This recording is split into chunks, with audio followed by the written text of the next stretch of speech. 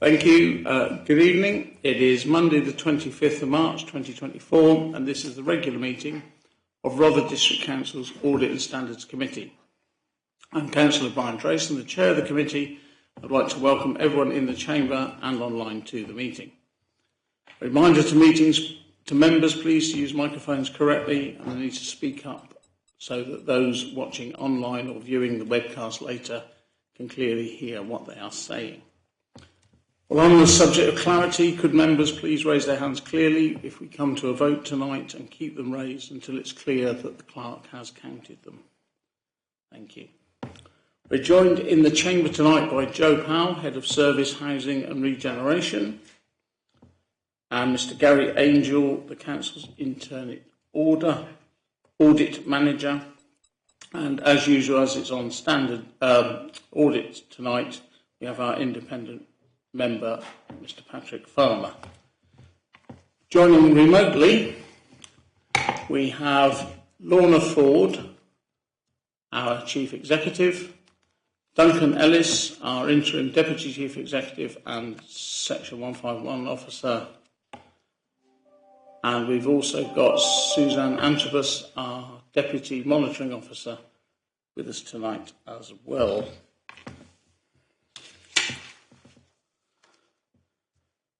Right.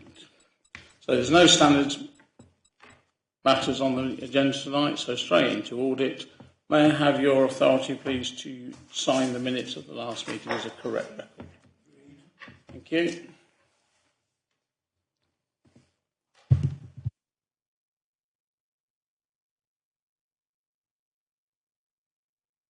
Thank you. Item 2, apologies for absence. None received, Chair. Thank you. I think everyone's here. 3, any additional items? No, there are none. Thank you. And disclosures of interest. To receive any disclosures by members of disclosable pecuniary interests, other registrable interests, non-registrable interests in matters on the agenda and the nature of any interest and details of any dispensations obtained. Councillor Thomas. As Chair of the Rother District Housing Company, and so when that agenda item comes up, I will leave the room. Thank you. Thank you. Anybody else? I suppose I should declare an interest of being a member of the Planning Committee, as that's agenda item 5, and that's Councillor Gray as well, and Councillor Pearce. And Councillor Barnes is a substitute on the Planning Committee.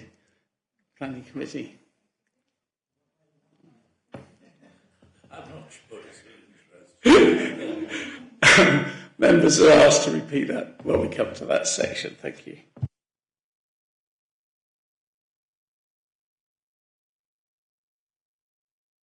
Councillor Cooper, did you have an interest? Well, just to declare that also I'm on the Housing Company Board. I'm only attending as an attendee. Yes, Cecilia, thank you. I'm assuming I still need to declare, yeah? A moot point, but you have. It can't be wrong to declare it. It would only ever be wrong not to, wouldn't it? So, thank you.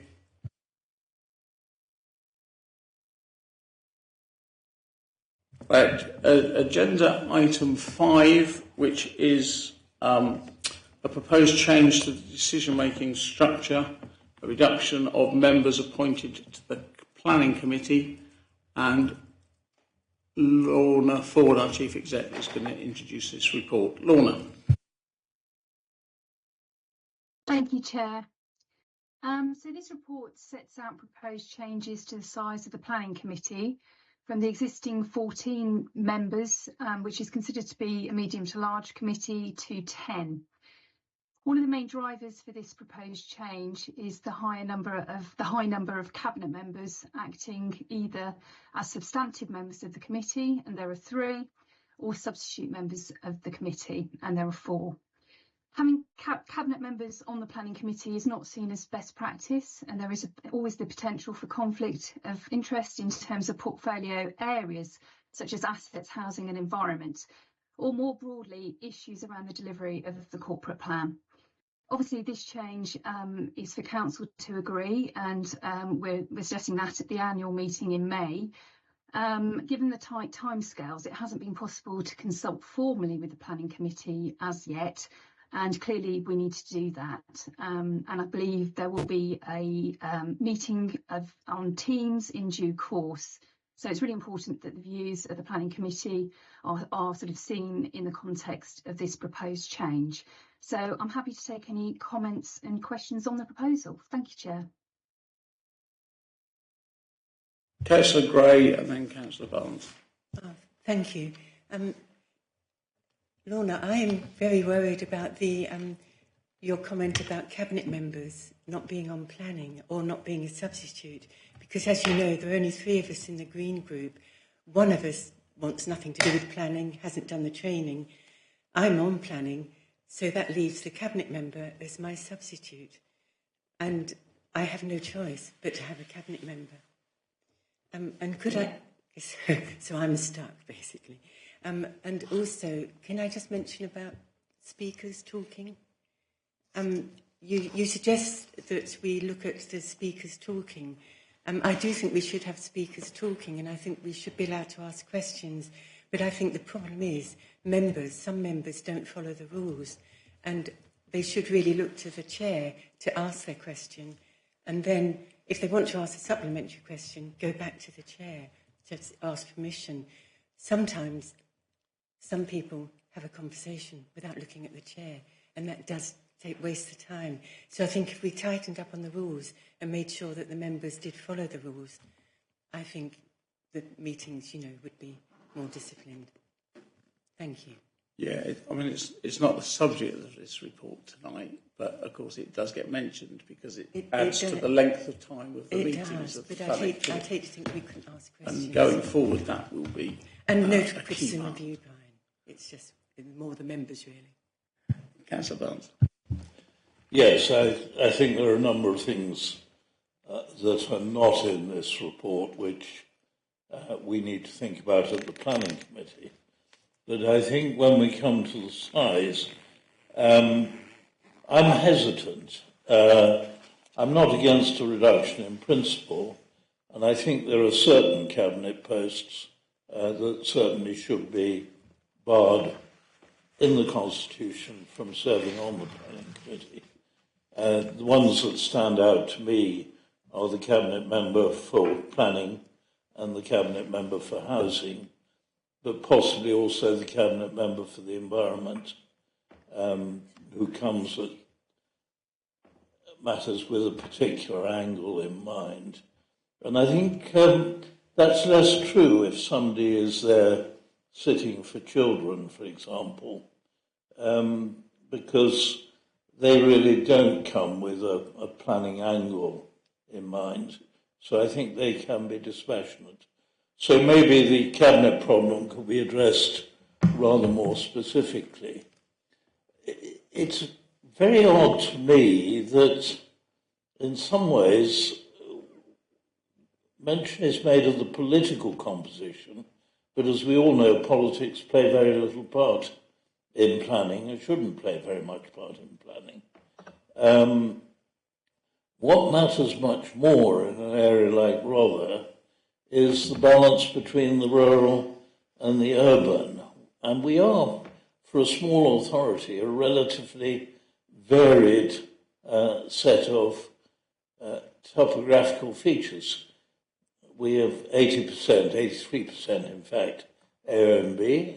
We have some of the most important wetlands in the country, none of which are in the AONB. We have 2 small towns, Rye and Bexhill, who really should be represented on the planning committee. And then, of course, half the population roughly is in Bexhill and half outside it. And I would have thought those considerations ought to be playing a much larger part in our deliberations than the political composition of this committee. That said, I think a small reduction would probably pose no problems. I could see us going down from 14 to 12. I think 10 may be a jump too far, and leave too little flexibility between the political balance and the rural-urban balance. And I would like to see the rural-urban balance mentioned in the Constitution, because it does seem to me very important indeed as a consideration in the size of the committee and who's appointed. Thank you, Councillor Barnes. Councillor McGurk. Thanks, Chair. I agree with Councillor Gray and in part with Councillor Barnes. I'm not a member of the Planning Committee, and my knowledge of planning and planning committees is, almost zero, what I've picked up from talking to colleagues. But I can absolutely see Councillor Gray's point about, if you're from a party with a smaller representation and you want, you have that representation in different committees, including Cabinet, then it would, a blanket restriction on Cabinet members being part of a planning committee would be restrictive, and that wouldn't be supportive of a range of views, which I think is really important, including the rural and more urban concentrations that Councillor Barnes talks about. I can see how, if you're a Cabinet member for planning, for instance, that might cause difficulties in terms of rigour and scrutiny and independence. But I can't see, if you're a Cabinet member, for instance, for environment, surely that would be incidental to your role and not central. Being on planning committee would be, incidental and associated, but not a central part of your role. So I can't see how that would be, normally a cause for concern. But I can see how, and I know from speaking with colleagues that a reduction in numbers overall is supported, and it hasn't been an easy committee to fill. The commitment is really substantial, and hats off to councillor colleagues, to members who do give such a lot of their time to planning. Those are my views in terms of a purely audit and in terms of audit and scrutiny of the overall proposal. Thank you. Councillor Biggs. Thank you, Chair. I'm looking at this. Obviously, 10's an even number. In my opinion, you should have an odd number. That way, a decision would be made every time. And it would put less pressure on the chair. We might have to have a casting vote, as the last planning committee was a bit controversial and the chair had to have a vote. So to me, 11, you would always get a decision, and that would obviously cut back on time. It makes sense to me. Just before I come back to you, Councillor Barnes, I wasn't going to say something, but I've got to say something, and it comes back from what Councillor Biggs said, is that you'll always get a result, whether it's even or odd. My concern is the fact that even if we approve part 1 tonight, after that, they're going to talk to the planning committee. So the planning committee can come up with all sorts of other things that have never been thought about, and all we've done is recommended cutting it at the moment to 10, but I quite like the idea of 12 as a stopgap. But there's a whole host of things that need to be addressed on the planning committee. I mean, Councillor Gray made reference to the speaking thing, and it needs to be the planning. So I know audit and standards decide on the Constitution, but I don't see how we can decide on it without actually taking in the views of the planning committee. And in fact, more than the planning committee, other councillors might have a view on this as well.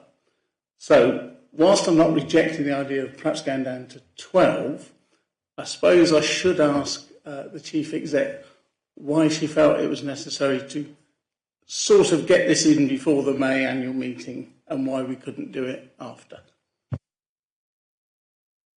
It was just down to the neatness of having this all done in May, if I'm completely honest, and that was driving the timetable.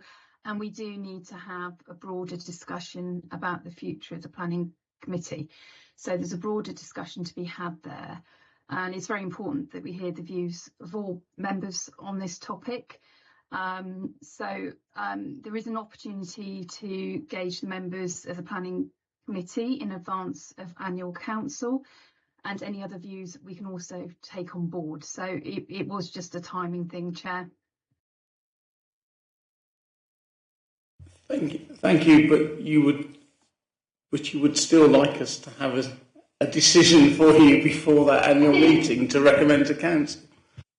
I think it would be neat to do that, but if you don't feel you're able to do that, then we'll have to look again. But you know, we can take the views of audit and standards into consideration as we're putting the report together for full council, as we can add in the comments from planning too. So there's an opportunity to sort of take the decision at annual council, I think. We have Suzanne also on the call this evening, so I don't know if there's anything that Suzanne wants to add to that from a constitutional point of view.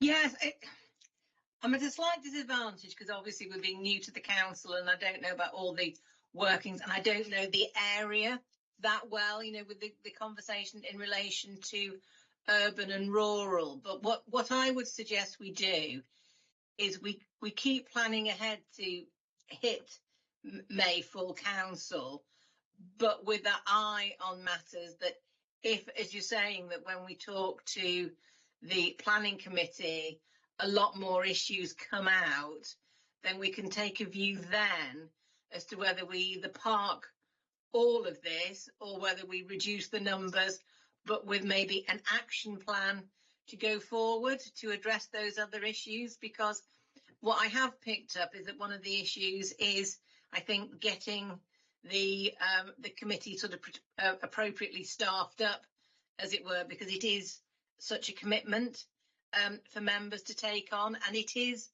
a large committee you've got in terms of numbers. So I think it would bring you more in line with what the norm is. But having said that, we also need to be mindful of what's normal for Rother, because it needs to work for Rother as well. So I would suggest we still go ahead, but if you like, cautiously, with taking, you know, all the comments on board, and then we can take a view as to whether actually we're lifting the lid on a slightly bigger piece of work than just reducing the numbers down. I think really for just practical reasons, and I particularly take on board the comments in relation to, you know, the Green Party, because, you know, if we're saying that we don't really want cabinet members, well, we similarly want and would need that sort of proportional representation as well. So we need to balance all those things. So I wouldn't want to stop the progress, but I think we just need to be mindful going forward. So I hope that helps, Chair. Yes, taking your point about going forward and having it ready for May, here I'm coming with a fudge, that if we were to change tonight to reduce to 10 or 12 and leave the other parts as they are, with still a meeting of the planning committee, the final decision of whether it goes to 10 or 12 would rest with the full council after planning committee have put in their thoughts. Absolutely. Councillor Barnes. I'm against the fudge. I think if we believe in 12, we should go. There are a couple of considerations which I don't think have been voiced yet. Probity in planning is absolutely clear that the cabinet member for planning should not be chairman of the planning committee. And I think that we do need to write in tablets of stone. And I think, frankly, now that we are driving ahead with housing quite rightly as a council, I think that certainly applies to the cabinet member for housing. So I think there are certain changes we ought to be more specific about, rather than simply, I think it's a consideration whether it's a blanket thing for cabinet, but if it's not a blanket thing for cabinet, and I've suggested reasons why it shouldn't be, I think we should be absolutely specific about certain members, and probably the leader would feel uncomfortable if he were a member of the planning committee. So I think there are three I've identified. I differ slightly on environment. I think possibly that comes a little too close to the knuckle, but that's for discussion. Where I disagree with Councillor Biggs, very politely, is whereas I can see his argument on virtually every committee other than planning, I'm much keener on keeping the balance between rural and urban, given the way our population is distributed. And therefore I would go for an even number on this committee. But I would go in the first instance to 12, see how that works out. It doesn't prevent you going to 10 later on, but I think 12 is a much better step at this stage, and I would propose that that is what we recommend tonight. Thank you, Councillor Barnes. I was going to say my fudge was pie in the sky thinking, and it wasn't a motion, and you just proposed one. But Councillor Thomas and Councillor Gray wanted to say something. Councillor Gray. Thank you, Chair. I want to try and put this in a way that doesn't actually apply only to the housing company, which is that in the case of the housing company and any future company that the council may set up, there may well be a restriction, as there is in the case of the housing company, that members of the board cannot be members of the planning committee in a senior role, nor can they be cabinet members. So if you were to simply remove the cabinet members from the planning committee, that would not release councillors who would be eligible to represent the housing company board or any similar board which was done in the future. And that's an argument for going beyond the 12, I would say. And I would thought one way of dealing with that is to have an amendment saying that we reduce the number by up to 4, so that retains that possibility of 4. But if the Thor Council or the Planning Committee want a smaller number, then that's possible. I don't think Councillor Biggs' argument about it being an odd number works, because if somebody abstained, obviously that would destroy that argument. So, and on the point about the environment, because care for the environment is a policy of the entire council, I don't think that we should forbid somebody who's got a responsibility for that from being on the planning committee. Thank you, Chair. Thank you. We've got two half proposals at the moment. Councillor Gray. Oh, thank you, Chair, and thank you for those comments. Just looking at page 4 of the report, I think 10 divides up very neatly, and I'm worried that if you added an extra 2, where would those 2 go? Because at the moment, the 4 looks very even. 3 Conservative, 2 Association Independents, 2 Labour, 2 Lib Dem, and 1 Green, which makes 10. If you added another 2, where would they go?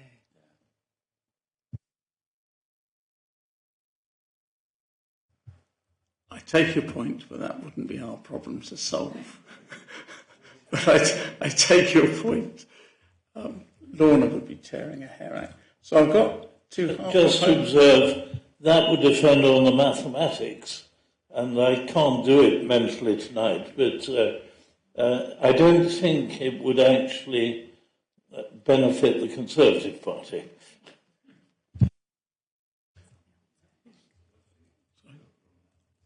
Lorna. And then Councillor Tempe. Sorry, I've seen your hand now, Councillor Tempe. Thanks, Chair. I do have the numbers in a scenario of 12. So there would be 3 Conservative seats, 2 Lib Dem, 3 Labour, 3 Independents, and 1 Green. So that's the way that the maths works on that one. Thank you. Councillor Tempe. Thank you, Chair. Okay, I better declare that I'm a cabinet member and also a substitute member of the planning committee. I'm a bit uncomfortable with the driver of all this seems to have resonated from the length of meetings.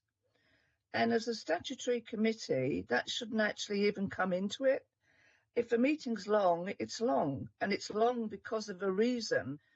And it's normally because you have debate and you have opposing opinions, etc. So I'm sorry, but I don't buy that excuse, to be honest.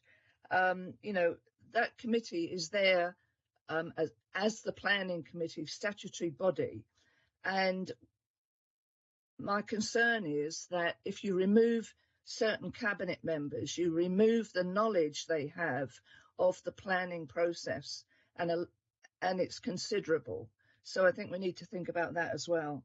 But I'm really uncomfortable with thinking that reducing the numbers and restricting speaking is going to make the meeting shorter. That shouldn't be a driver for this decision. Thank you. Thank you. Of course, public speaking isn't on tonight's paper. It's mentioned as part of the time. Yeah. So we've got Councillor Biggs. Just a quick question for Lorna. If you went to 12, Lorna, how many would be rural councillors and how would be urban councillors? I can't answer that. It really does depend on who our members are. I mean, I think the principle is, should we also look at the rural urban split and not just the political balance? So we'd have to look at that. Okay, thank you. Councillor Thomas. Yeah, just to say one thing. It is the case that planning committees should not divide along political lines. And I think often it doesn't.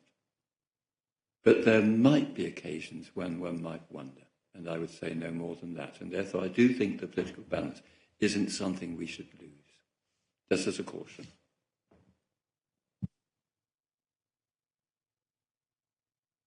Thank you. I mean, the important word there is the balance. Yeah. Councillor Barnes. Can I just make plain, I wasn't advocating removing the political balance because it's very difficult to see that happening. What I was suggesting is we add another factor in very specifically, which is regard should be had to the rural-urban balance, and indeed to the representation of the smaller towns, because it does seem to me we do need to recognise we have a very varied landscape. We have two important historic towns, one of which goes all the way back really to the 12th century, and their topography is important. Knowledge of Burwash is also important. That's probably one of the most important streetscapes in the United Kingdom. So we do need that kind of consideration in our minds and not simply political balance.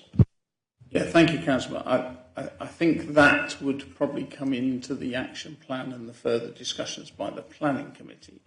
We're specifically being asked tonight about numbers, specifically from 14 to 10, and then find out the views of the planning committee and giving the chief exec delegated authority to sort it out once the full council have decided. So I suppose what I need is what's on there is 10, and that's, I presume, what I'm going to have to put to a vote unless somebody comes up with an alternative number.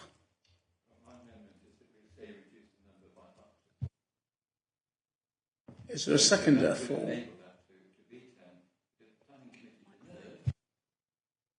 Yeah, thank you. So the answer to my thing would be that it retains the 10 if the planning committee and the full council wants that, but it actually gives flexibility if neither the planning committee nor full council wants that. So it would enable other people more directly involved in the decision, and also that wider consultation that Lorna was talking about to take place. So my amendment is to say to reduce the number by up to 4. I think Claire and I could second that proposal. Oh, what? That's not a fudge, whereas my 10 or 12 is a fudge. Okay.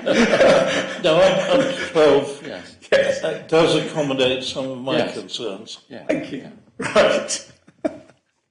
So we're going to then put to the vote is the recommendation that we recommend to Council that the number of members appointed to the Planning Committee be reduced by up to 4 to take effect from the first meeting in the new civic year 24 to 25, the 30th of May, that the views of the Planning Committee be sought at an informal MS Teams meeting in due course and their comments received alongside the reference from this committee, and that the Chief Exec be authorised to make all necessary amendments to the Council's constitution to reflect the new size of the committee, subject to full Council approval.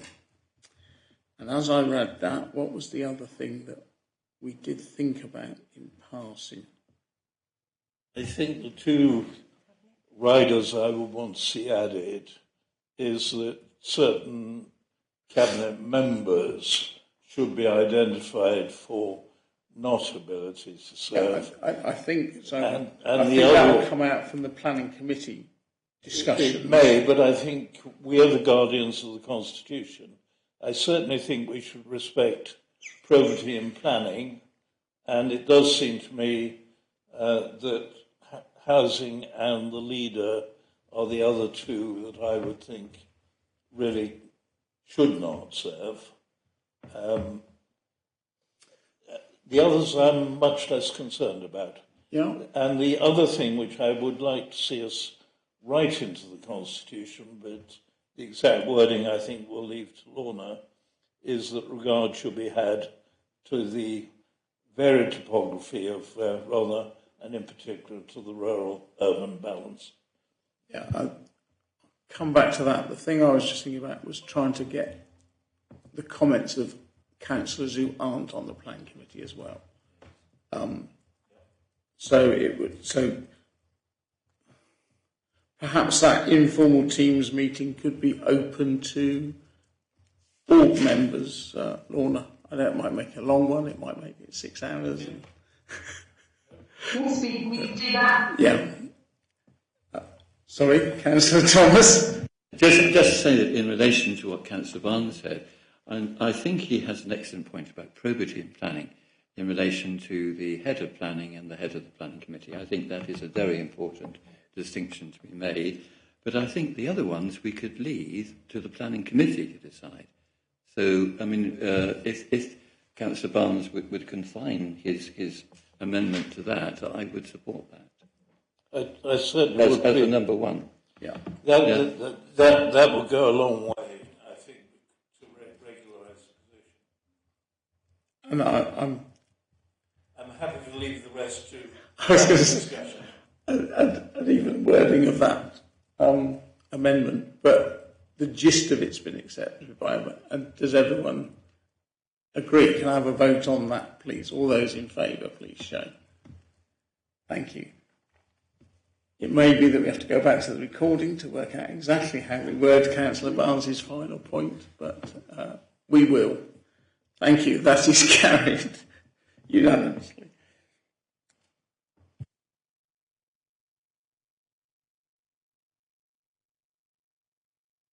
Right, agenda item 6, the internal audit report to the 31st of December 2023. Mr. Angel, please. Thank you, Chair. This is my usual quarterly report on progress and what's been going on in the internal audit team. It updates members on the current progress on the audit plan, the internal audit activity in the third quarter of 2023-24, and the progress made to implement the outstanding audit recommendations. Now, the current position is set out in paragraph 3, but I've got to finish a slight update on that. We've got work on 6 governance audits has now been completed, although one of these, the payroll audit, is yet to be issued because it's still in draft. The 2 remaining governance audits, debtors and the ICT governance, are both in progress, and hopefully one or both of them will be finished in April. Summary of audit activity to the 31st of March. It's in paragraph 4. We've got 6 reports issued this last quarter. Executive summary, as usual, in appendix A, which is page 10 onwards. These were corporate programme management, section 106 agreements, temporary accommodation investment, benefits, still follow-up, and there was car park income audit. As usual, the main issues found in each of these audits is shown in executive summaries under the level of assurance section. All these, unlike last quarter, all of these reports received good or substantial, which is an improvement, meaning no significant control issues were identified. The takes me on to implementation of the audit recommendations, which starts paragraph 5. Progress on the outstanding audit recommendations, I follow that as usual, and the current position is summarised in the table in Appendix B, which is on page 22. Firstly, the old year's recommendations. There's still 12 recommendations in this section, including 4 that have now been outstanding for up to 5 years.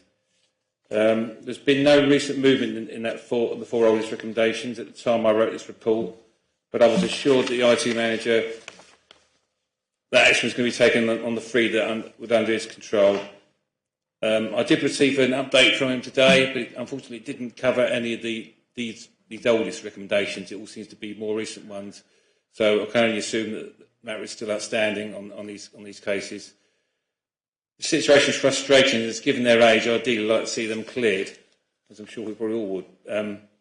I do, however, intend to discuss all long outstanding recommendations with the senior leadership team in the near future to determine the best way forward.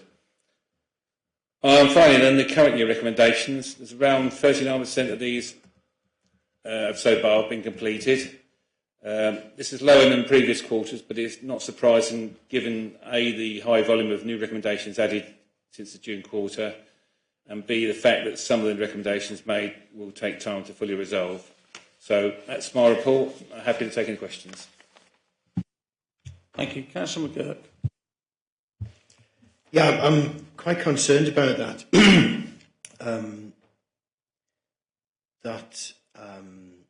Action that's still hanging over. Is that in point 7 on page 8, Gary, the disaster recovery, actions around disaster recovery for the ICT system? I think that's a real risk.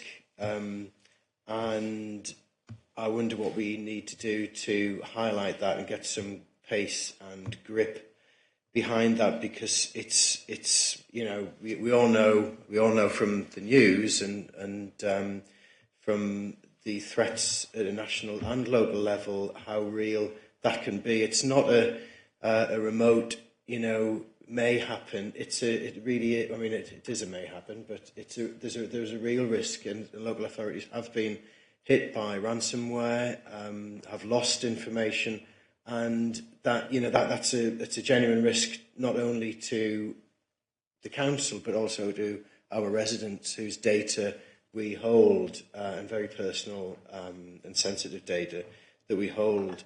I don't know the extent of that it would affect. I don't want to be overly dramatic. It might not affect some of the sensitive data that we hold, but we do have responsibilities under GDPR. We've got responsibilities under our business continuity plans to ensure that we can continue if in the case of data being lost. And I've been in a situation where I've working in the local authority where that has happened, and it's an absolute nightmare. You can't do anything. We rely so much on it. So I'd really like us to, if there's anything we can do to add some pace and grip behind that, then I would like us to do it. Yes, Mr. Ranger. I'd just like to add to that. It's untrue to say now that there's no disaster recovery plan, because there is a draft disaster recovery plan. There wasn't one at the time I made the recommendation, but it has moved forward a bit. I think they're on the second version, looking to do a third version, but I don't think it's finished yet. I think it's still got lots of gaps in it and need, and I think the head of service agrees with me on that. He's not here tonight, but I think that was the case. So it's a case of finishing it off, and there's always the trouble is that with IT, there's always things in the offing, and the things will change. So we need to say, point in time, this is our plan. So we've got something to build on and update as we can. But so there is something, and I think if we had a disaster now, well, I couldn't say hand in heart we'd be okay, but we got better than what we had before. So we got something, and I think probably the main configuration of the council's network and that was probably covered. But beyond that, I'm not sure.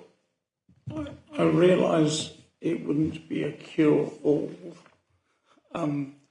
but it would be unusual for the chair of this committee to write to a manager on behalf of the committee expressing our concerns. I wonder if that's something that we could agree tonight. I know it's being done, it's on, but it's been being done for some time. It needs to be done. I just wonder if that might be one answer. Councillor Barnes. Have we finished on the IT? Not yet. I'll come back to you on that one. I'll come back to you because I know you want to. Because I want to raise a different one. Yeah. So perhaps we should finish on the IT. Yeah. I think Councillor Thomas was on that. I agree very much with what you were saying. It's a very good idea. In the report, of course, Gary, you do say that you would make a verbal update for the committee this evening. And so I think I've got a general sense of how it's going, progress being made. But I wonder, Chair, whether you could actually try to be very specific about exactly how much progress has been made and exactly what needs to be done in order to achieve the results that Councillor McGurk was speaking about. Mr. Farmer. Been promoted, ever? I thought this committee decided some time ago that if there was an outstanding issue, an internal audit, that the manager responsible, if it isn't done in a timely manner, would be invited to this meeting to give answers as to what they were doing and the timescale, etc. Would that not be what should happen in this case? Yes, I would agree, and I'll come to Lorna Ford in a moment. But I think it would have happened before we've got the first version done, so we think, oh, it's coming, or we've got the second version done, so we think it's coming, and now we've got a third version being done. So yes, it would have done, but they bought themselves a stay of execution, as it were. I'll come back to that though. But Lorna. Mr. Farmer is right. We did say that we would bring the responsible person back to the committee to explain where we were with outstanding recommendations, and I think that's what we need to do in this case. I think it is moving too slowly and this needs a corporate focus. So I think it would be right that we make it known that the committee is concerned about the speed at which this particular recommendation is being undertaken, and we have some focus on it to get it delivered. So combining both, what about a letter which also says in the end of it, and we'll expect to see you at the next committee meeting to update the committee, because that gives them another April, May and June. So, yeah, okay. Thank you, Lorna. Is it still on ICT? If not, I'll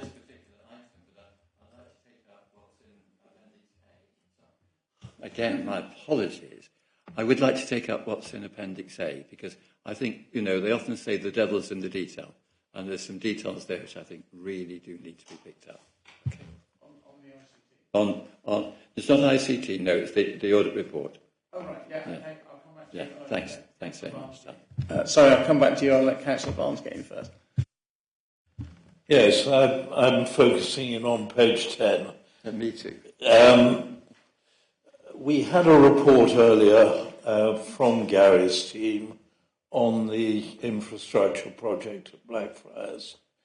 And two things that came out of that was budgetary control had slipped and the reports had not been made.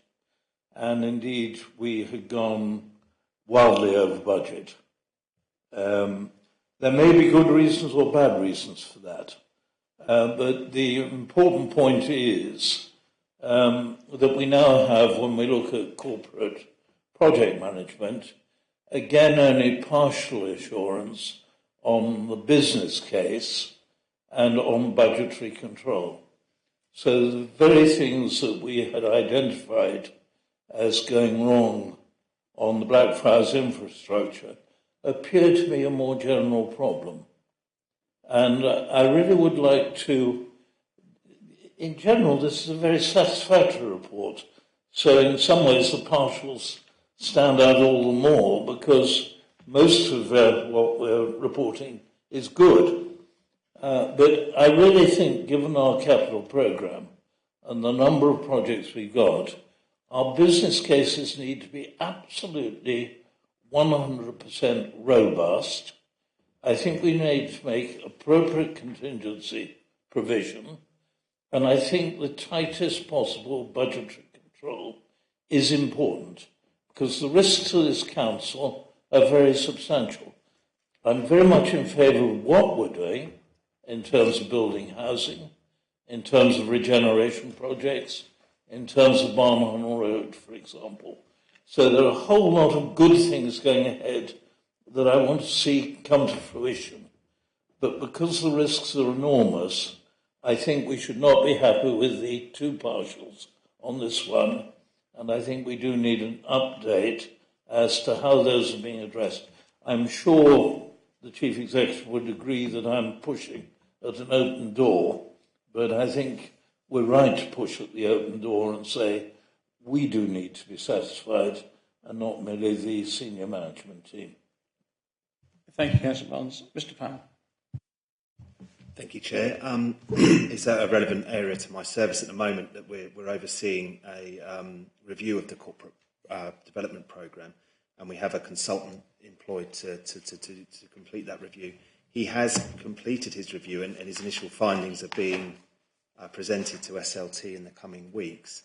It is fair to say that many of your observations are shared by his review, and he is putting forward proposals to tighten up on the budgetary control aspects in particular, and also on the need for more robust business cases. And therefore, the plan is to commit the relevant committees in the near future, a reset essentially on the corporate whole development programme to ensure that the business cases are in place, that the permissions and recommendations and delegated authorities are revised, and the whole thing is tightened up. Thank you, Mr. Powell. Mr. Farmer.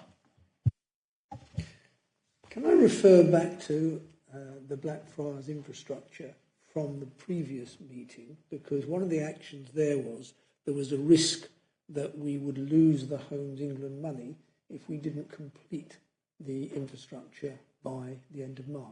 I think I'm correct in thinking that was the case. Therefore, my question is, we're very close to the end of March. Is this going to happen? Stranger.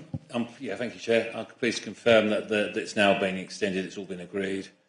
I think there are even a possibility of getting some more money as well. So it's going the right way. Thank you. Thank you, Mr. Farmer. Councillor Thomas. Just on the question of the timetable, that slipped from March, it slipped to May, then it slipped to September, then to October, then to November, then to December, and now it's January. So it seems to me that, roughly speaking, we have 2 months slippage every month.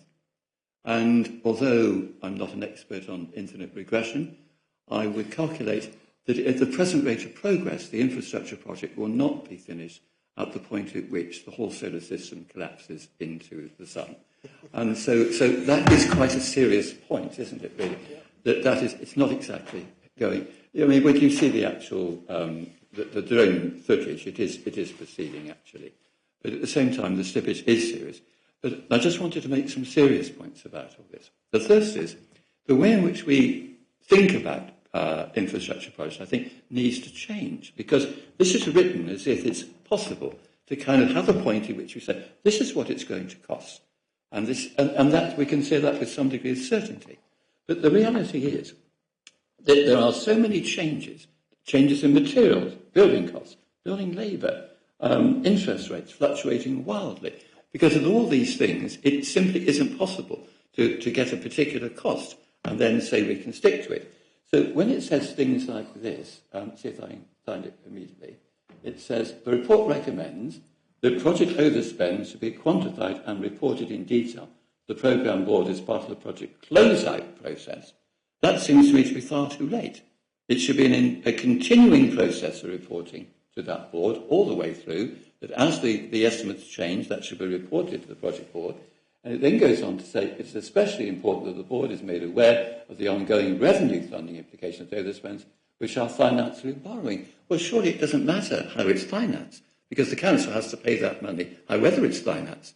So I think that two things to be said there, or three things. First of all, there should be a continual process of reporting to the board. I think that's absolutely key. Secondly, we should have a way of talking about these things which recognises that there are going to be these fluctuations and changes. Some may be favourable as well as unfavourable. And thirdly, that it's important to do that regardless of the method of funding that is used in order to finance that project. So those are just a few observations about how that works. Thank you, Chair. Thank you. I can just quickly update. Mr. Powell. I can reassure you that the new corporate programme board does meet frequently, and those projects where there are variances from where they should be will be taken there by exception routinely to make sure that exactly what you describe is achieved. Simply being the documentation should be in line with the practice. Councillor Barnes. Yes, it may be helpful at some stage if that document could be shared with us in confidence, if necessary. It may well be, it's commercially sensitive, so I don't know, not having seen it, but I think it might be a reassurance to us to actually see what the consultant has actually said to the management board and what the management board have decided as a result of that. Because it does seem to me that this is one of the major risks we face. The other thing I wanted to say, and it's a much more general point, which comes out of the whole Blackfriars saga, but I think is also germane to some of our other regeneration projects, is I do think we need to consider as a council how we fund certain things that are almost bound to be losses in the long term, but nevertheless beneficial to us as an authority. Blackfriars is an absolutely classic example. We have a site here that has sat undeveloped for 60-odd years. It's quite impossible to bring that site up to scratch where it is developable without actually spending quite a lot of money. And we did get grant aid from a central funding body to help with that. But we're now, and this is just an observation, I've seen over the years an effort then to say, well, somehow we've got to recoup that cost out of the Blackfriars project. And the agreement we were looking for, the late chief executive, was what's called an overage agreement. But in fact, we all know that Blackfriars at best is going to deliver a small profit. The notion that it's ever going to recoup the cost of its infrastructure seemed to me pie in the sky. And it does raise the point with other sites that I know, which have been stalled, which it would benefit us to bring forward for housing. But we need to think how they're going to be financed and how they're accounted for, and not make every project wash its face. Obviously, we need to make every project as cost-effective as possible, but they needn't all be profit-making if they benefit the overall corporate objectives of this particular authority. Thank you, Councillor Barnes, for putting into words thoughts I've often had, and I can never put into those words. Yes, there are sometimes we're going to have to suck up the loss to make something happen. But that was an observation. Nobody's made... Oh, Mr. Farmer.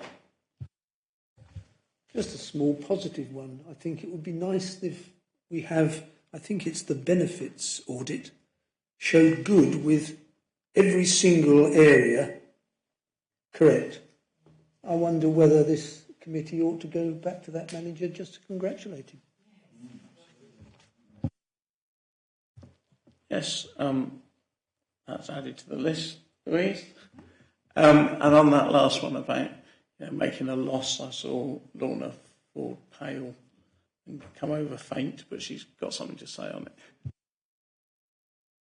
Not faint, no, but I do agree, and this is one of the purposes really of our corporate programme board to scrutinise those business cases and understand why we are doing something and the social benefits of doing things and how we are balancing that. So actually there's more rigour going into the scrutiny of the PIDs and the business cases as they come through the corporate programme board. I do think it would be a good idea to bring to explain a little bit further about how that board is working. I think it would be good for all audit and standards to understand that process. So I think perhaps on the next agenda we can sort of shed a bit of light on what's going on there and how it's actually working in practice, because I do think those considerations are happening, and perhaps some of our commentary in the report tonight doesn't really reflect actually what's happening in practice now, and we need to make sure that that's understood. Thank you, Lorna. Right, this report was for noting. Did we note it? Thank you.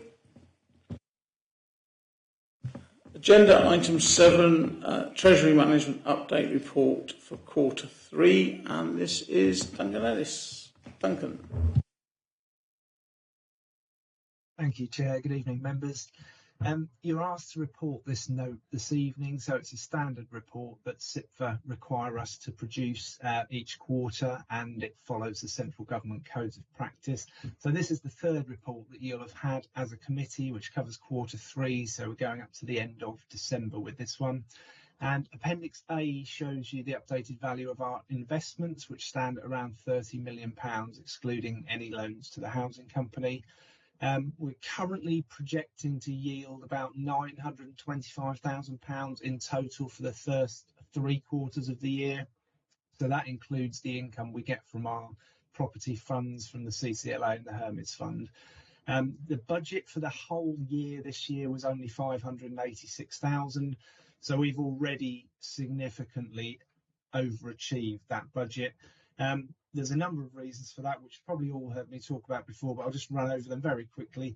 We've had a much greater increased focus on treasury management activities this year, so we're monitoring that on a daily basis and making those investments. The pause and the step back from the capital programme has also helped on a number of fronts. So not only does it save in terms of borrowing costs and interest, but it means we have more money in the bank to actually make those daily investments. And obviously, as the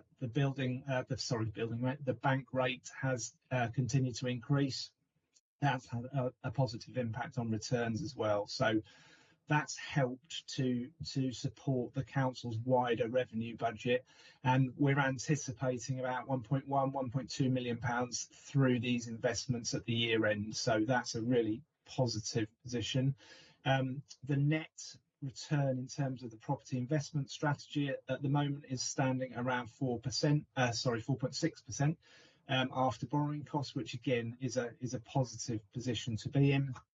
The report also talks about something called the net financing costs.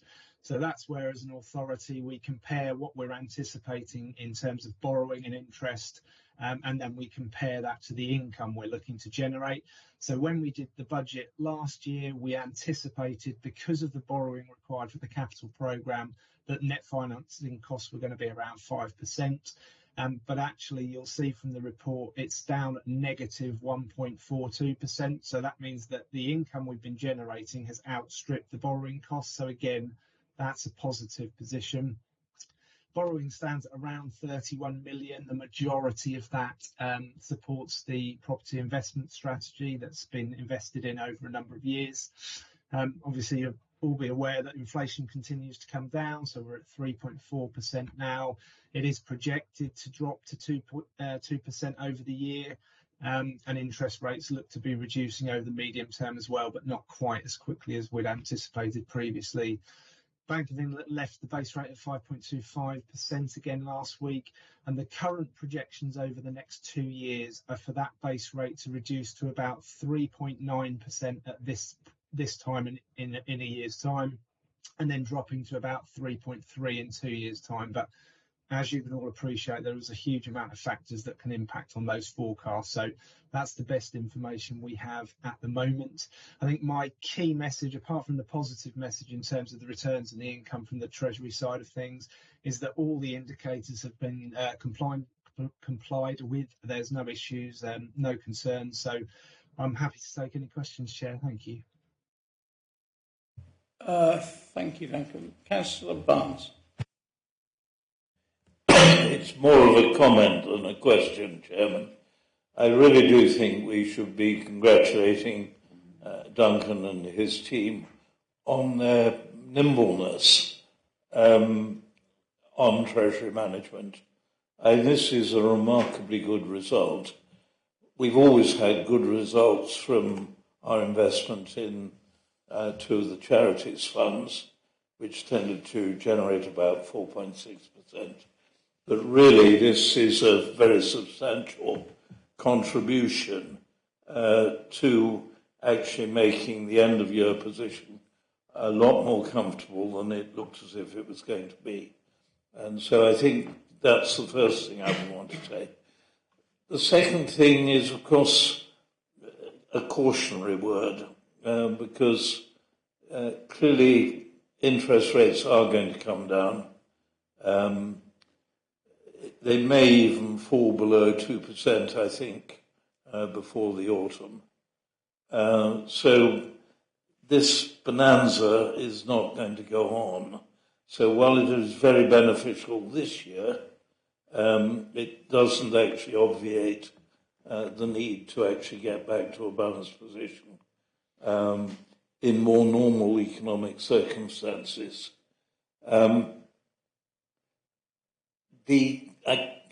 Since I'm talking, I'll make this point as well, although it's a slightly different point, and that is, of course, paragraph 8 illustrates to some extent. Of course, it's quite right, the housing company should pay interest rates on its loan, and they'll be quite difficult to realise in the absence of house building at this stage. So I think one begins to see the difficulties with actually bringing sites back into operation. And we do need to really have a look at this one constructively as an audit committee when the officers have come up with some thoughts around this. My final remark, of course, is I think this is Duncan's last meeting. I think he's done an absolutely outstanding job. And I would steal like the chairman's thunder. I would like to make sure that at some stage we table a vote of thanks to Duncan for what he's done this year. Most definitely, and it could well be tonight for us, but I think it could be for other committees as well going forward.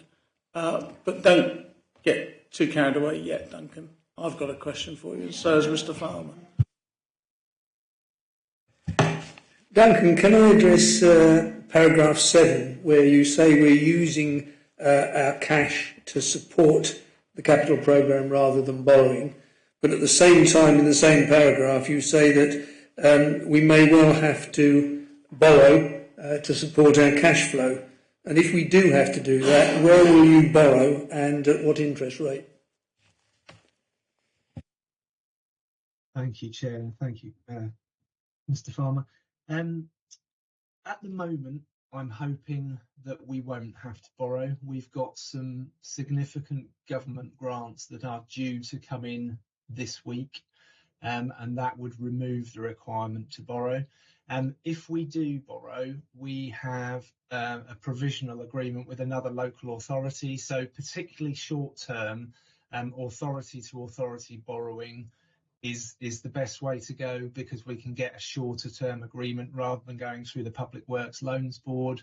That would probably be at a rate of around 5.3%. But obviously we'd always try and minimise any borrowing costs. So ideally we won't have to borrow. I'm expecting, just to give you an idea of the scale, £4.8 million to come in by Thursday.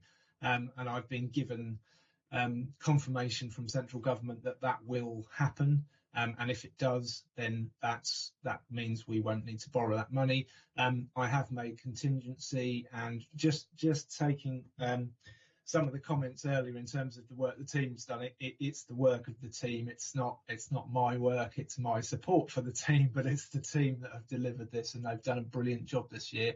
And again, they have put in contingency measures so that if for any reason this money doesn't come through from central government, we have an agreement in place that we can draw down on the Thursday before the bank holiday to make sure our cash flow position is protected. So hopefully that addresses that issue. Thank you. Thank you, Duncan. Councillor Biggs, do you have a question? Sorry, yeah, Duncan, with the item 8, talking about the loan agreement with the company, I asked at the last full council meeting when that was going to be done, and had you agreed any loans? According to this, it's not, and I keep being told it will be done shortly. Any idea when? Yeah, I think I did say, well, I know I did say at the last meeting when the question was raised that the solicitors are continuing to work on the agreements, which they are. We are working through various things in terms of state aid and interest rates and various issues. The state aid regulations have changed recently, so we need to make sure that whatever we have in place is in line with the new requirements, the new subsidy provision requirements. I would have liked to have had an agreement sorted out by now. I think when I started, loans had been made for a number of years with no agreements in place. So it was one of the things I wanted to try and regularise. It is still ongoing. There has been a lot of work behind the scenes. I think Councillor Thomas and Joe will appreciate the work we have done to try and get those agreements in place. It's been a challenge, I think it's fair to say. We've got 4 parties effectively with 2 sets of legal advice and 2 organisations trying to come together to agree these things. In terms of when that will be finalised, again, I don't have an exact date. I would hope that it would be over the next couple of months, so we can get that in place, and then we can forget about the agreement. Once those agreements are in place, you hope you never have to go back to them and they just sit in the background. But it's not finalised as we sit here tonight, Chair. Sorry. Thank you, Mr. McGirt. Thanks. Benefiting as we are from, there's a bit of an echo, is there something? Anyway, benefiting as we are from the slightly better forecast, does this allow us to reverse some of our more unpopular decisions, specifically closing the loos, some of the loos in Rother? Does this give us an opportunity to reverse that? Who's going to say no first? My cautionary remarks were precisely directed at that. The trouble with the gains that we're making this year is they will be one-off, whereas keeping the loos going is a recurrent cost. And so it's a very tricky thing, using one-off gains to try and reverse some of the cuts you've made. We shall need a robust programming report. Doesn't necessarily mean I'm in favour of closing the loos. There may be other things that I would have done rather than that one. But what you can't do is to use one-off gains to prop up the budget. We've done too much of that over the last 5 years, and we can't go on. Thank you, Councillor Barnes. We'll just have the official council answer from Duncan Ellis. I think I probably need to see if Councillor Barnes wants to be my deputy, because that's exactly what I would have said, Chair. And that's the thing we have built in. So for those of you that were at overview and scrutiny in Cabinet when we did the Q3 budget monitoring report, that's already built in the fact that we're projecting about £1.2 million of income. And when we did the 24-25 budget, again, that extra income helps to bolster the starting position with the reserves. But actually, next year's deficit is still £185,000, despite having built in the £2.6 million of additional income and efficiencies. But some of that additional income actually is still the increased focus on treasury management, and the fact that we still think those interest levels will stay fairly high. So again, that is helping the budget position. Unfortunately, it's not going as far as enabling us to reverse, and we've still got some challenges to go in terms of delivering those savings and efficiencies as well. So I absolutely wouldn't recommend at the moment we think about reversing any of those things. Yes, Councillor McGurk. Thanks very much, Duncan. And I mean, yes, it's I think it's that's a absolutely easily defensible decision, and I agree. But I think it's important to ask the question for the sake of transparency, the clarity for residents. So I think thanks for that explanation. Thank you, Councillor Barnes.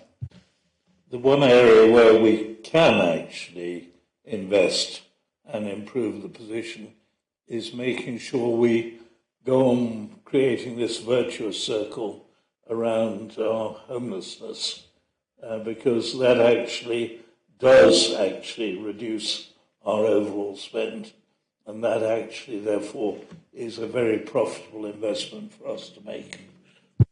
Thank you, Councillor Barnes. Very valid point. One question for me, two. I won't ask the other one. I was expecting to be signing a letter by the end of this month to sign off Grant Thornton for last year's accounts. They asked for the housing company to be included in some way, so that's slowed it up. What's the update at the moment? Thank you, Chair. Yes, when they did their final review of the draft accounts, one of the partners had a look at the transactions with the housing company and have asked us to consolidate the housing company into group accounts. So Ola has already completed the work on that. She's done the calculations. She's shared that with the external auditors. They are looking to sign that off this week. But just for the committee's awareness, that's what they've asked us to do. So it wasn't something they raised in their report when we had our last meeting. It's something that's come up as part of, like I say, the final partner review. But the work's been done, the consolidations have been done. We just need the auditors to say they're happy with the work that we've done and the way that we've done it. But again, they're looking to finalise that work by the end of the week. So that sign-off is still imminent, Chair. Thank you. Thank you. So, yes, I was going to finish on a comment I made last week's pre-briefing was, thanks to Duncan, I can now read these account reports and actually understand them. And I think a lot of people throughout the council have commented that he's made accounting not the fearful thing it was for most people. And you've done a sterling job. And I say it's not just this committee, it's overdue scrutiny, and other councillors have welcomed your assistance in this, and it's been a breath of fresh air. I know it costs money to have quality like you. I just tested it was right. But of course there is one blot on the copybook, and when we've eventually sorted out the procurement recommendation from the internal audit from 2018, I will write to you wherever you are to tell you that your successor has managed to solve the problem. But thank you, Duncan, very much, and we will make it an official vote of thanks for you and for your activities with this council. It's been amazing, actually, and I say it's let people like me actually understand accounts. But don't ask me too many questions. Thank you very much, Duncan. This is for noting. Do we note this report? Yes, thank you. Can we table the thanks?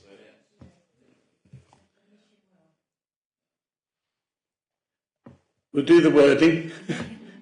But yes, all those in favour of thanks to Duncan.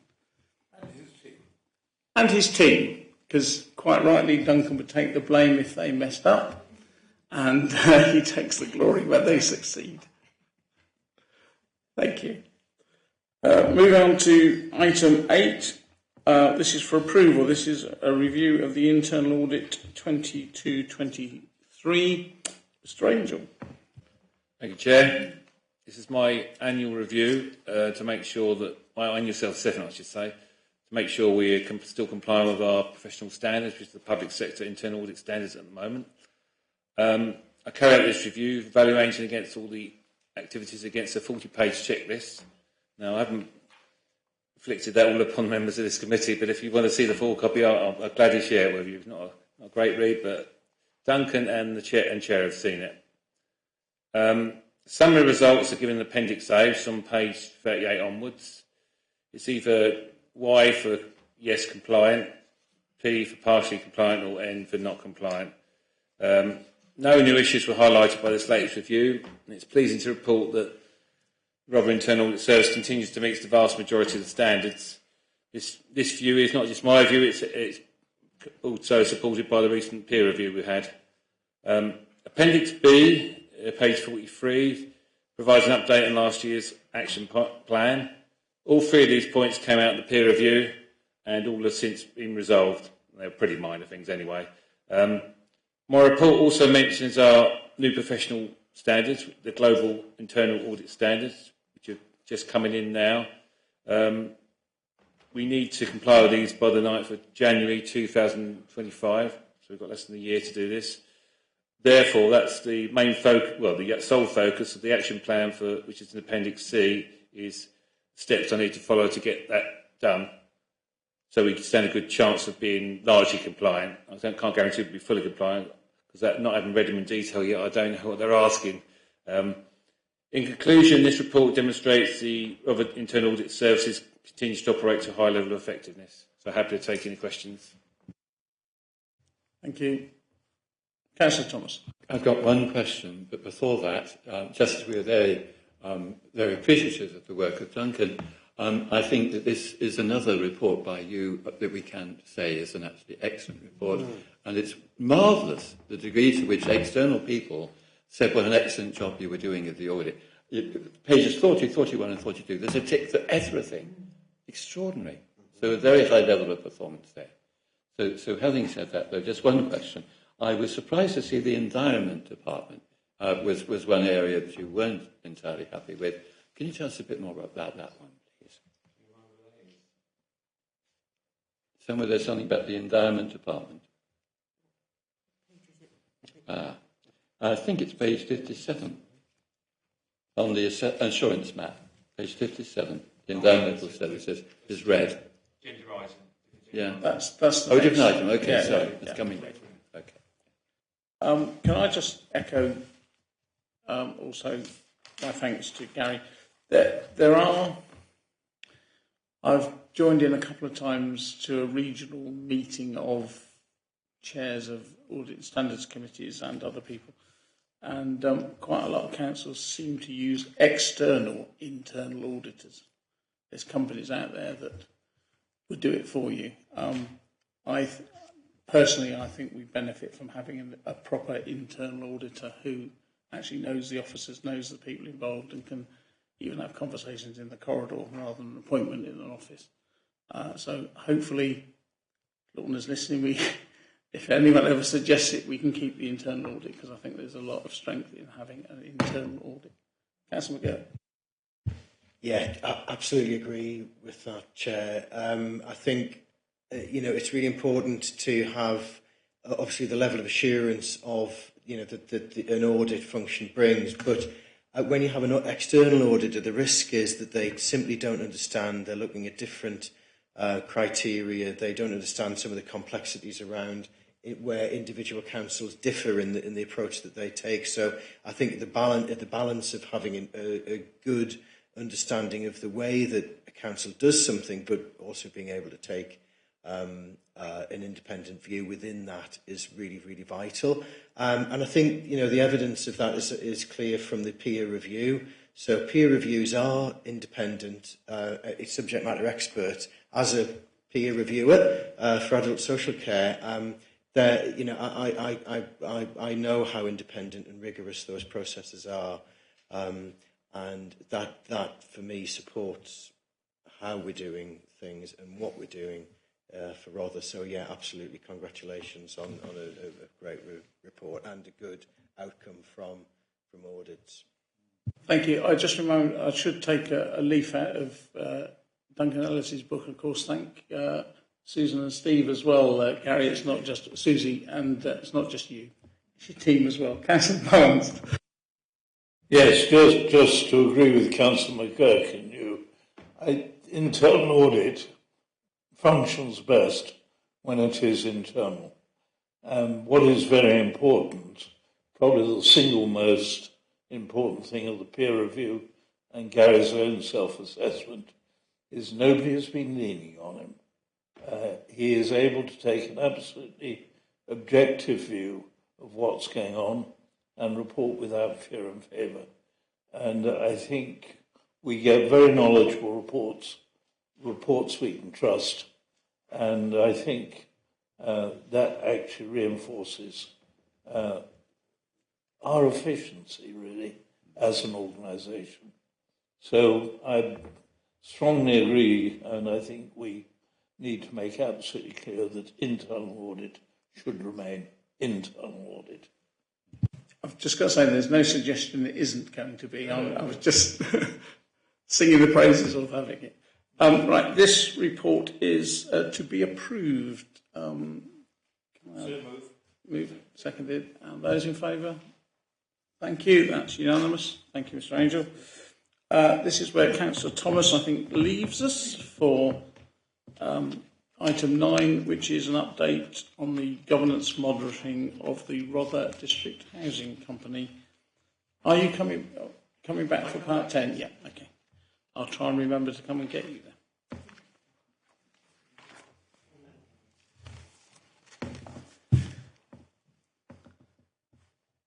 Thank you. So, as I said, this is item 10, which is the Rother District Council Housing Company Governance Monitoring. That's to provide us with an update. And Lorna Ford, our Chief Executive, is producing this one. Thank you, Chair. Sorry, it's item 9. Councillor Biggs pulled me up on that. Over to you, Lorna. Thank you, Chair. The purpose of this report is to provide an update on the arrangements for the Council's governance of its wholly owned company. These governance arrangements are in place to ensure that the Council has enough control to ensure that its investment is protected and that the housing company's activity is in keeping with the strategic objectives of the Council. But it's also there to ensure that independence of the housing company and to make sure it's not seen as an arm of the council, but an independent entity that must remain commercial in its character. This committee also has an important part of the governance process in relation to the housing company in terms of monitoring its arrangements. There have been 2 previous reports to audit and standards on the housing company's governance. The council has appointed a shareholder representative, who is me as the chief executive, and we've also set up a shareholder representative oversight group to ensure the housing company's activities is governed effectively by the shareholder. The terms of reference of this group are attached to the report, and I think they're quite helpful to have a look at, alongside the housing company's governance and how the governance works on the council side too. So really the important part of this report is paragraph 8, which sets out progress against the council's governance improvement tracker, and we've got an update there in terms of those outstanding actions. So this report is to note, and happy to answer any questions. Thank you, Lorna. Mr. Farmer. There just appears to be an error between the flowchart showing the governance of the housing company and the shareholder representative group, which gives a membership. And then if you look at the terms of reference, the membership shown in that is completely different. So I don't know which one is right and which one is wrong.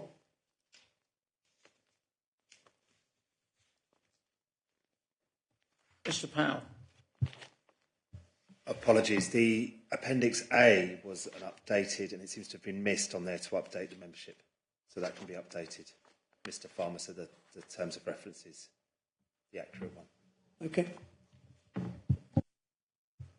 Thank you. Councillor Biggs. Yeah, well, if you, again, don't want to be like a broken record, but there's a couple of things that I was told over the last 3 or 4 months to be in progress, being sorted out.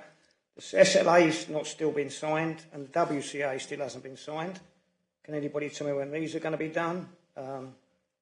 Obviously, the working capital agreement draft, subject to further legal advice. How long does that take? I was told in September this is being done by December. In December, we was told January, the end of March. We're now coming up to the end of March. It's still not been done. The single service agreement's not been done. I don't want to be horrible, but when will these be done? We keep being told, if members of the public are listening in to the last lot of full council meetings, they're going to be seeing exactly what I've been told. It's in the process of being done. Any ideas when they're going to be completed? Mr. Butt. So I can update that the shareholders' agreement and service level agreements are signed. Yes. There we are, as Duncan Ellis updated earlier, the working capital agreement is subject to further legal considerations. In terms of documentation, the procurement policy, as you can see in the report, is still being finalised, as is the conflict of interest policy. But those are things that are in train and being worked through.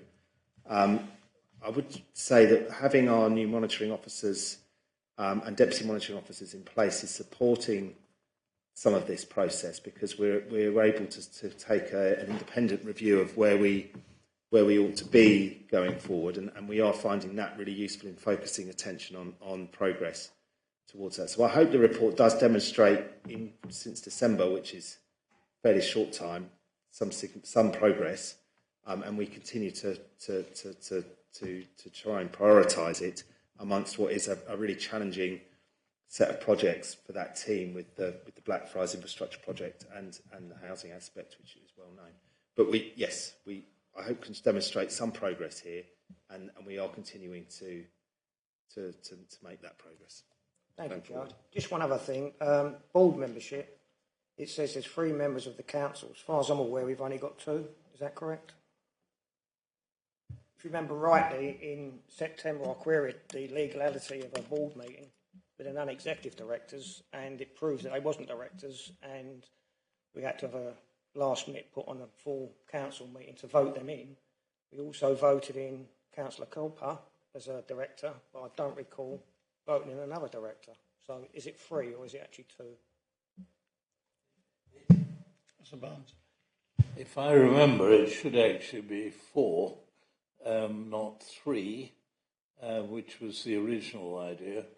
We limit the non-executive directors to even Stephen with the council members, and that's quite important. So I'm slightly worried, that it's now slipped to 3, and I agree with Councillor Biggs. I don't remember us as a council appointing more than 2, the chairman and Councillor Cooper.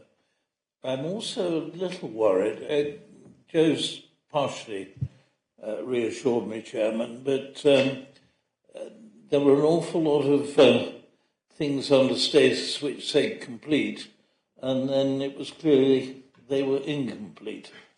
And so I was worried about the use of language. Now, some of those are now genuinely complete, and that's to be welcomed.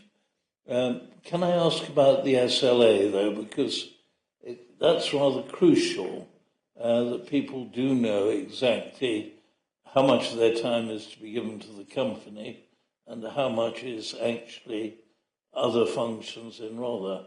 And that time needs to be safeguarded in some way. So I would like to probe that just a little. The SLA is complete and signed, and the aspects, refined in terms of the council officer time apportioned to the company and to the council respectively. So yeah, comprehensively complete now. Thank you. No one's rushed forward with the name of the third council board member or the position of that, so I think we're going to take that. We can be updated by email after this meeting. What I don't want to do is get it. I've got the names in my head. What I don't have it in front of me. What I don't want to do is give you the wrong information. So if I can email it following. Do you say you've got a third councillor in your head? I don't want to give away here. No, but what I'm saying is they're not actually on the board yet, are they? It's got to come to full council for us to vote them on, hasn't it, or not? If I can follow this with it, all appointments to the board have gone through full council. I can say that unequivocally that they have been. When was that done? Because I've done it at a full council meeting. The board members are taken through full council, yes. When was it done? Because the last full councillor, the director that I was on, the only full council, I've not missed a full council meeting, was Councillor Cowper. I don't recall any other councillor being elected onto the board.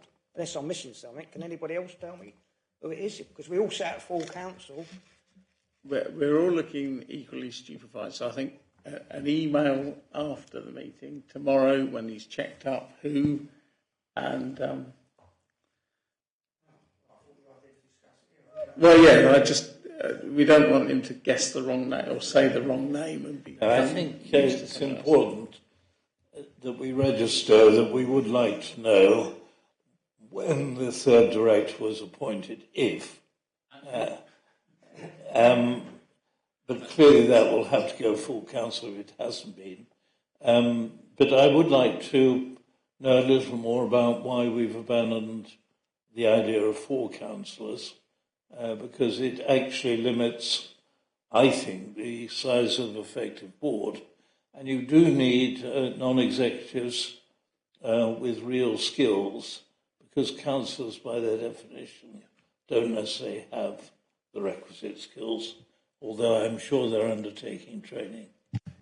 Indeed. I can say, if I will, Chair, I can say with confidence we have 2 non-executive directors on the board with those expertise. What I'm reluctant to do is put names in the frame when I'm not 100%. And I haven't prepared that level of detail for this report, which doesn't cover the board membership of the.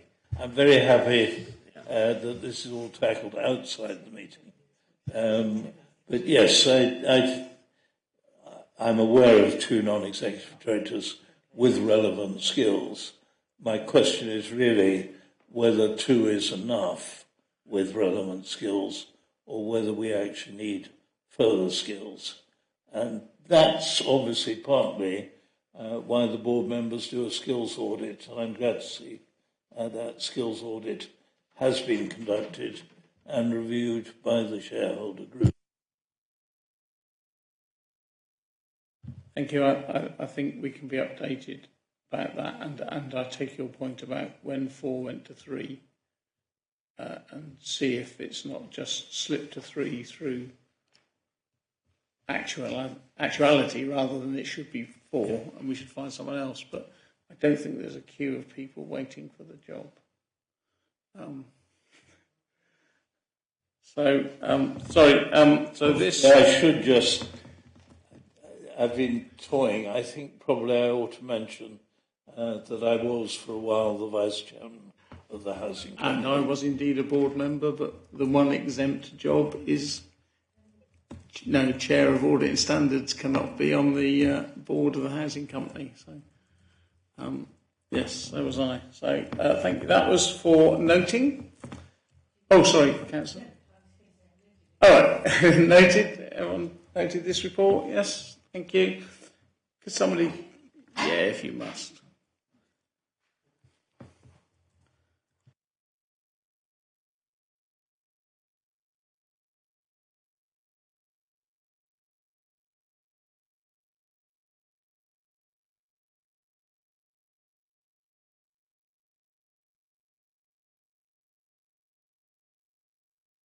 Again, now moving on to agenda item 10, the correct agenda item 10, which is the internal audit plan 24-25. This will be for approval. Mr. Angel. Thank you, Chair. You've already heard me speak earlier on in my first report about the work of the current financial year. This is our work plan for the coming year. The report summarises the steps to produce the plan, gives you the plan itself and the resources required to deliver it.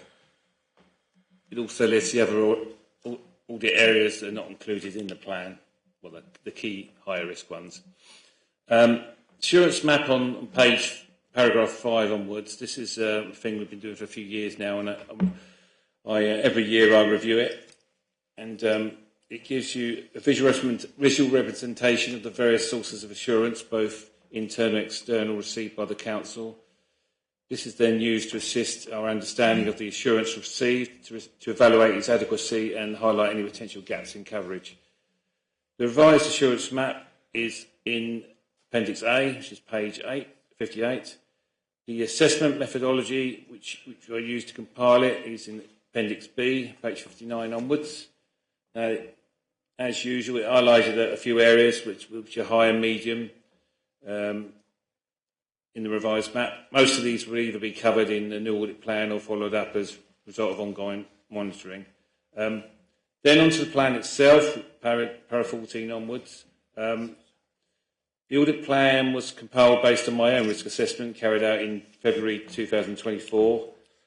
All activities deemed to be high risk are automatically included in the new plan, except where they have only recently been reviewed or already being monitored elsewhere, including that includes me following up recommendations. The rest of the plan is made up of annual governance audits and any medium risk areas that have not been reviewed recently. The plan is in two parts. You've got Appendix C, which is pages 64 onwards. That's 2 pages there setting up the audits to be done and consultancy areas. And Appendix E, page 67, shows how that's going to be resourced. The contents of the plan have been discussed with senior leadership team and shared more widely with the rest of the corporate management team. This new plan allows for 493 days of audit work across 21 separate audit reviews and consulting activities. These include 2 areas that have never been audited before, namely climate emergency, probably long overdue that one, and Delaware Pavilion and Heart of Sidley Levelling Up project. I'm also introducing an annual procurement audit to highlight any ongoing issues. This audit will focus on a different service area each year, and I've just picked neighbourhood services for the first one, because someone has to go first. For transparency, I've also included a list of those areas that were considered when compiling the plan, but were not included in this occasion, and that's in Appendix D. Having seen the plan, hopefully members will agree that it provides a good audit coverage across a wide range of council activities. So I'm happy to take any questions. Councillor Thomas. Hello there. Thank you, Chair. I mentioned before, environmental services is an area I think it's always been thought to be one of the best departments within the council. So I was very surprised to see you've got a red for that on page 58. Could you give us a bit more detail on that, please? Probably, I'll refer to Appendix B. It might give us a bit of the answer. Yeah. So that's the key performance indicators one there. Yes. Oh yes, I think that's because they.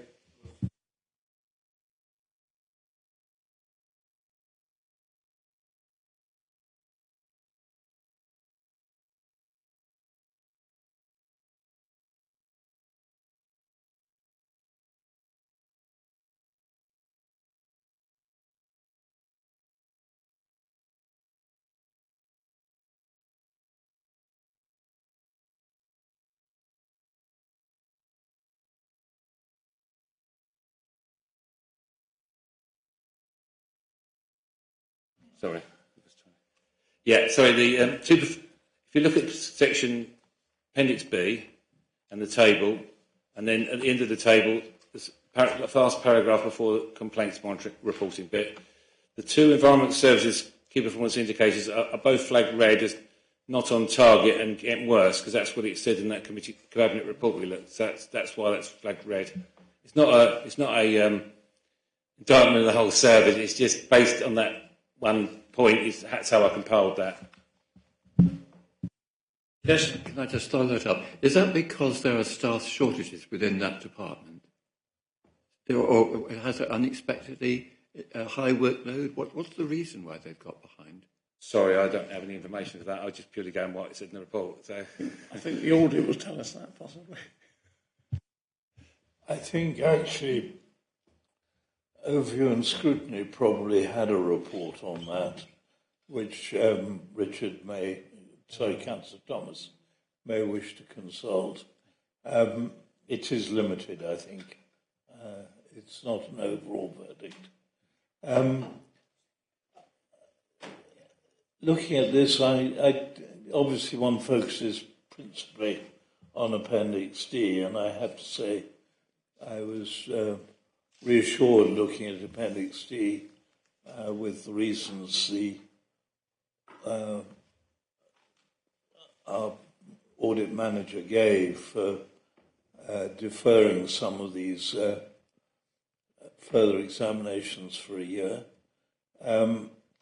When I looked at Appendix C, I noticed that we're looking at temporary accommodation, bed and breakfast. I take it that is that specific bit of that's helpful, Gary, because there's an awful lot that's going well there. So I'm glad we're focusing our attention on the bit which is costly, and I'll be interested in the conclusions reached. yeah, that's absolutely right. You will recall that last year we did it, with this past year coming to an end, we did an audit on the temporary accommodation investment, which was obviously helping to cut down the council's costs by providing their own accommodation. Yeah, this is, as you alluded to, this is purely on the bed and breakfast side. So, where we're putting it out to external providers. Thank you. Councillor Gray. Thank you. Can I just ask you a quick question, Gary? Page 56, paragraph 17. I'm just very intrigued to know how you're going to audit the climate emergency. Sounds good to me. Yes. That's a good question. We're still planning at the moment. My initial thoughts are we've got a strategy now, base it, hang it, build it around the aspects of the strategy and report where we are. I mean, I appreciate that strategy only has come in very recently, so there will be some areas there that have been no movement at all yet. But they've been doing, the team's been doing stuff for the last year or so, how long they've been going. So they will have achieved some things. So we're probably going to hang around the strategy as the answer, and then say what progress is made and what's still to be made and what the plans are. Great. Councillor Kirk. Yeah, I'd be really interested in that, actually. Right? I mean, if level of engagement and the nature of engagement and commitment by officers is part of it, then I think we'll do really well. I think it's really impressive the way that we've taken that agenda on and run with it. Just to go back to environmental health, sort of inspections, and to be completely anecdotal and subjective, I was really impressed by a local takeaway in Rye, Yummies. It's always been in Rye news, so everyone knows about this. Didn't do very well on a recent inspection, lost a few stars, and environmental health went back in really quick order and did a re-inspection, and they regained their reputation. Yummies. They do a great chicken kebab. It's at the end of my street. I've got an interest. I should declare an interest, actually. It's literally at the end of my street. And I know them quite well. But it was great to see the way that they responded so quickly. And so that's just, like I say, subjective, anecdotal, self-interested. Probably, I don't know if I should declare that as an interest. Well, yeah, my affection for their chicken kebabs. But it was just an example of them being very responsive. And timely. So there you go. I think your interest has been noted by the Deputy Monitoring Officer, but I just should say other takeaways are available throughout Rother. Councillor Barnes, do you have a question? Yes, looking at Appendix D, the only area which slightly bothered me in the light of what Gary reported earlier, but perhaps because he reported it earlier, is the capital programme, which of course is an area which has been on hold for some time. It probably isn't the right year in which to look at the new arrangements, but I would hope that we look at the new arrangements fairly early in the following year, which would seem to me a good moment to take stock. So I accept what Gary's recommending, but I think we probably ought actually just to push slightly on that front, because it probably is the most major risk this council faces. And if we got it right, brilliant. But if we haven't, we need to know fairly early. Thank you. Point well made. Yes, Councillor Biggs. Yeah, it's just since February 23, changes to the insurance gap. We've had 4 changes.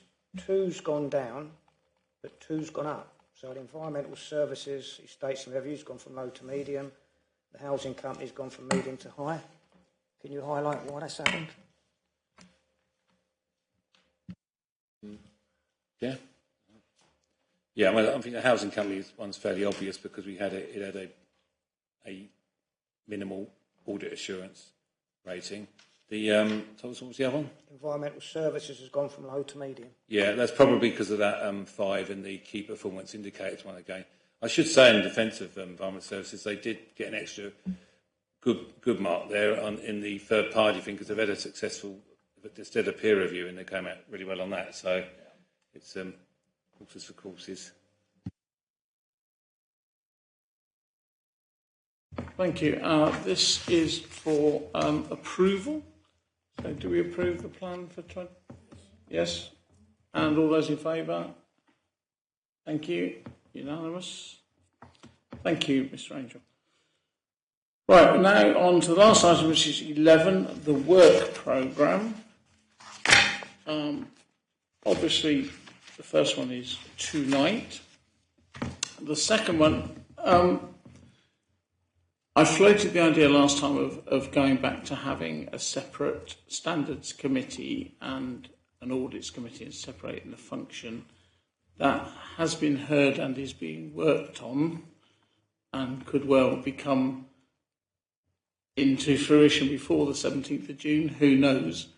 But I was going to suggest for the offer to come back and talk about the board, the project management board that Lorna was talking to, we would pencil in for July, just in case the standards are still there in June.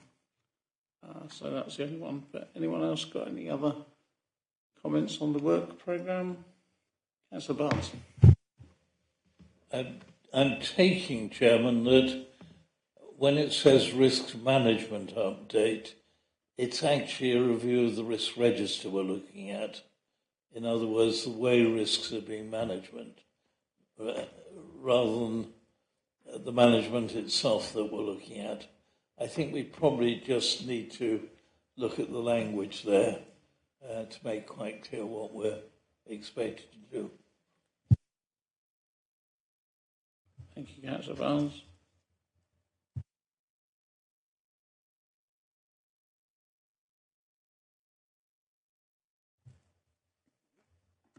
Councillor Gray. Yeah. Can I just ask, are these dates set in stone? Or can we change them? It's just I've got huge difficulties on Monday the 30th of September. Well. And I don't have... We've all got problems. They tend to be set in stone. Obviously, the standards bits, if we start a standards one, will be different. But don't worry, we'll soldier on. If you're not there, we'll soldier on without you. you could always put in questions ahead of time. Councillor Barnes.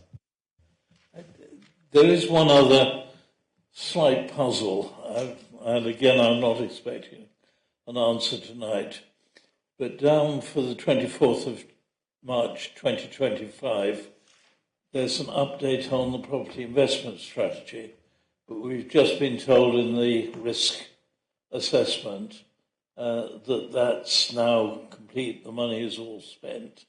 So I'm not quite sure what we're supposed to be reviewing in 2025, unless we're going to put a further capital sum into property investment. So I just query whether we need an update there.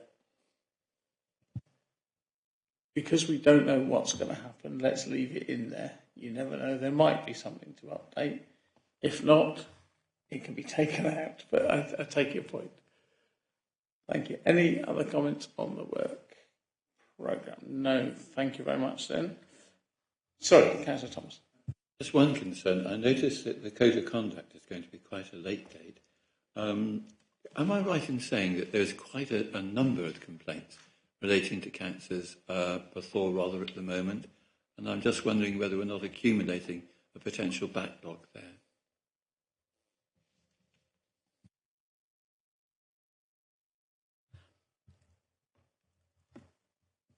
It's a question I think I'm going to ask you to ask the monitoring officer that yourself, because come that June meeting, we'll either have our own standard, there'll either be our own standards committee, in which case that can look into it very closely, or it won't be. But thank you. Councillor McGirt. Oh, sorry.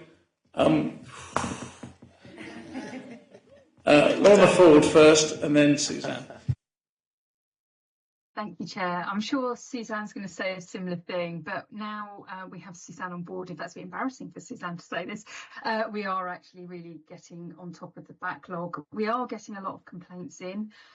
We need to get out there and do more training around the Code of Conduct and take some proactive action. But I'm really pleased to say that with the extra resource we've got going in, we're seeing results. Come on then, Suzanne, follow that. I'll just bask in that glory then, shall I? No, it was just really, I'll just confirm that we are, touch wood, up to date with all of the reports. Actually, when I was told there was a backlog and I came, I was like, that's not a backlog. I've seen huge backlogs. I think whatever's been done up to date actually has been admirable. You have the very busy town and parish councils, which do keep us busy. I do think there is scope, hopefully, to stem the tide a little bit with training, and I think perhaps also some training and assistance for clerks as well, because some of the things really shouldn't be getting as far as being a complaint. They should be being dealt with at source at the particular meeting. But like I say, I've come from places where, you know, a backlog you really did need to wade your way through. This was really quite manageable, and I'm sorry if I've now tempted fate by saying that.